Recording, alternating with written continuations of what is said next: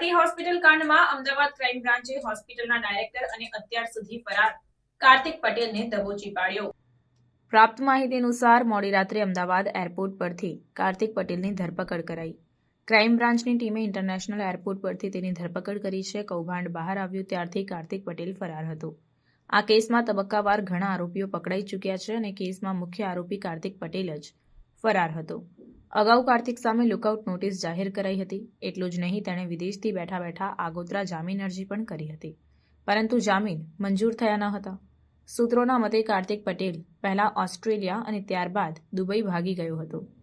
હવે તેને આરોપીની જેમ ક્રાઇમ બ્રાન્ચની કસ્ટડીમાં રાખવામાં આવશે। અગાઉ અમદાવાદ ગ્રામ્ય સેશન્સ કોર્ટમાં તેની આગોતરા જામીન અરજી પણ સુનાવણી થઈ હતી। કાર્તિકે વિદેશમાં બેઠા બેઠા પોતાના જમાઈ મારફતે આગોતરા જામીન અરજી કરી હતી।